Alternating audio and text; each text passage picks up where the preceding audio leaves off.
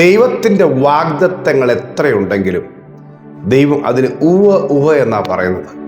ഇന്ന് പരിശുദ്ധാത്മാവ് തരുന്ന ആലോചന, നിങ്ങൾക്ക് ദൈവം ഒരു വാഗ്ദാനം നൽകിയിട്ടുണ്ടെങ്കിൽ അത് എത്ര പ്രതികൂലമായ സാഹചര്യത്തിലൂടെയാണ് നിങ്ങൾ കടന്നു പോകുന്നതെങ്കിലും അത് നടക്കുവാനോ ഒരു സാധ്യതയില്ലെങ്കിലും അത്ഭുതകരമായി തന്നെ തൻ്റെ വാഗ്ദത്തത്തെ ദൈവം നിവർത്തിച്ച് അത് സാധ്യമാക്കും. വിശ്വസിച്ചോ? ഈ ജൂൺ മാസത്തിൻ്റെ തുടക്ക ദിവസങ്ങളിൽ പരിശുദ്ധാത്മാവ് നിങ്ങളുടെ പ്രതികൂലങ്ങളെ നോക്കി പ്രവചിച്ചു പറയുകയാണ്, അവൻ്റെ വാഗ്ദത്തങ്ങളെ അവൻ നിവർത്തിക്കും. തടസ്സങ്ങൾ ദൈവം മാറ്റും. ഹല്ലേലൂയ.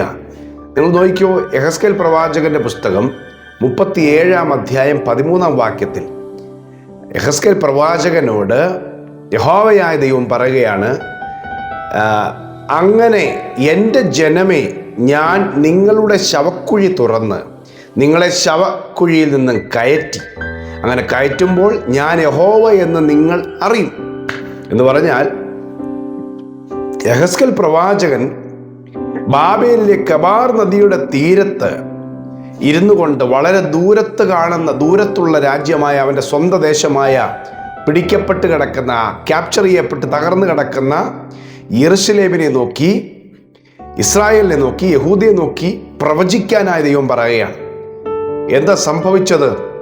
ആ ദേശത്ത് ബാബേൽ രാജാവായ നെബൂഖദ്നേസർ ഇസ്രായേലിനെ കീഴടക്കി, ഈജിപ്തിനെ കീഴടക്കി. കർക്കമിഷ് യുദ്ധം എന്ന് പറയുന്ന യുദ്ധം BC 605 നടന്നു.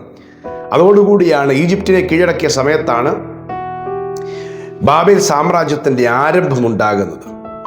അവർ ഇസ്രായേലിനെയും, ബാബേൽ രാജാവായ നെബൂഖദ്നേസർ ഇസ്രായേലിനെയും കീഴടക്കി, യഹൂദയെ കീഴടക്കി. യഹൂദന്മാരെ ഒരുമിച്ച് പല തവണകളായി അദ്ദേഹം തുറന്ന ശവക്കുഴികളിലേക്ക് കൊണ്ടുപോയി അവരെ ജീവനോടെ കുഴിച്ചു മൂടിയ സംഭവങ്ങൾ ഉണ്ടായി. യഹൂദന്മാർ നിർമ്മാർജ്ജനം ചെയ്ത് കൊന്നു, കുറേ പേരെ പിടിച്ചുകൊണ്ടുപോയി, കുറേ പേരെ കൊന്നുകളഞ്ഞു. അപ്പം പരിശുദ്ധ ആത്മാവ്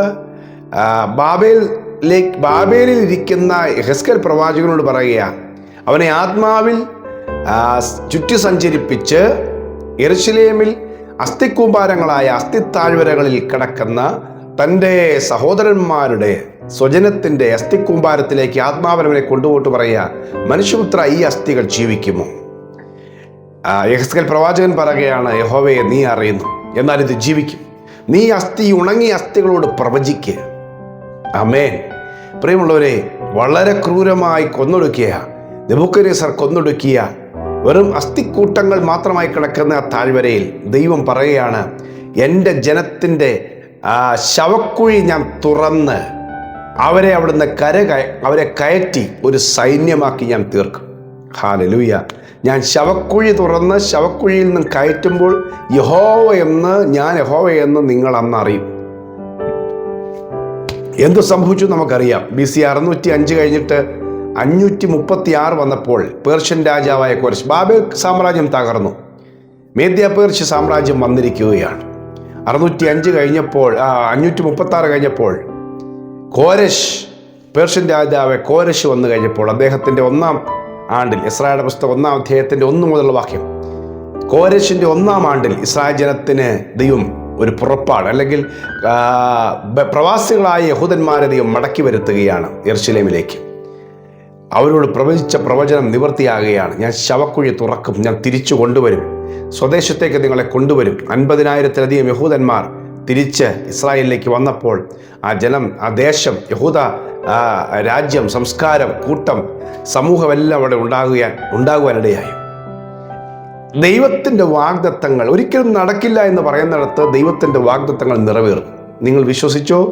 നിങ്ങളുടെ ജീവിതത്തിൽ ചിതറിപ്പോയെന്ന് പറയുന്നതും, ഇനി ഒരിക്കലും നടക്കില്ലെന്ന് പറയുന്നതും, ഒരിക്കലും മടങ്ങി വരികയില്ലെന്ന് പറയുന്നതുമായ നിങ്ങളുടെ ഏറ്റവും വിലയേറിയ നന്മകൾ, ഏറ്റവും വിലയേറിയ അനുഗ്രഹങ്ങൾ, സമാധാനം, സമ്പത്ത്, സ്വസ്ഥത, ഇതെല്ലാം ദൈവം മടക്കിത്തരും.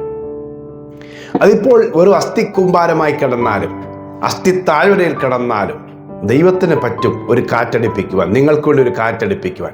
ദൈവത്തിന് പറ്റും നിങ്ങൾക്ക് വേണ്ടി ഒരു പ്രവചനദൂത് പറയുവാൻ. ദൈവത്തിന് പറ്റും നിങ്ങളെ ഒരു സൈന്യമാക്കി ദൈവികമായ പദ്ധതിയിലേക്ക് മടക്കി കൊണ്ടുവരുവാൻ. ദൈവത്തിൻ്റെ വാഗ്ദത്തങ്ങൾ എത്രയുണ്ടെങ്കിലും അവനിൽ അത് എന്നത്ര. ഇന്ന് പ്രാർത്ഥിക്കുന്നവർ, ഇന്ന് ദൈവത്തോട് ചോദിക്കുന്നവർ, നിങ്ങൾ ചോദിക്കുക, കർത്താവേ, എൻ്റെ വാഗ്ദത്തം എവിടെ? കാലമിത്രയായി, നടക്കുകയോ ഇല്ലയോ? ഇവിടുത്തെ മറുപടി ഇതാണ്: അതെ നടക്കും, അതെ നടക്കും. ഹല്ലേലൂയ. ഹബക്കൂക്ക് പ്രവാചകൻ ഇരുന്നു കൊണ്ട് പ്രവചിക്കുക. 2-ാമത്തെ അധ്യായത്തിൻ്റെ 3-ാം വാക്യത്തിൽ ദർശനത്തിനൊരു അവധി വെച്ചിരിക്കുന്നു. അത് സമാപ്തിയിലേക്ക് വരുവാൻ ബന്ധപ്പെടുന്നു. അത് വൈകിയാലും അതിനായി കാത്തിരിക്കുക. അത് വരും നിശ്ചയം. സമയം തെറ്റുകയില്ല, താമസിക്കില്ല. ദർശനത്തിൻ്റെ അവധി സമാപ്തിയിലേക്ക് എത്തിക്കൊണ്ടിരിക്കുകയാണ്. ഹല്ലേലൂയ. ദൈവം നിങ്ങളുടെ ജീവിതത്തിൽ അരുളിച്ചത് സംഭവിക്കുവാനായി സമയം അടുത്തു വന്നിരിക്കുകയാണ്. ആ സമയം അടുത്തു വന്നിരിക്കുന്ന ആരൊക്കെ അവരുടെ ജീവിതത്തിൽ വിടുതൽ ദൈവം വെച്ചിട്ടുണ്ടോ അവർ മാത്രമേ ഈ സന്ദേശം കേൾക്കുന്നു. നിങ്ങൾ ഇന്ന് ഈ സന്ദേശം കേൾക്കുന്നത് ദൈവം നിങ്ങളുടെ വാഗ്ദത്തങ്ങളെ അടുപ്പിച്ചു വച്ചിരിക്കുന്നത് കൊണ്ടാണ്.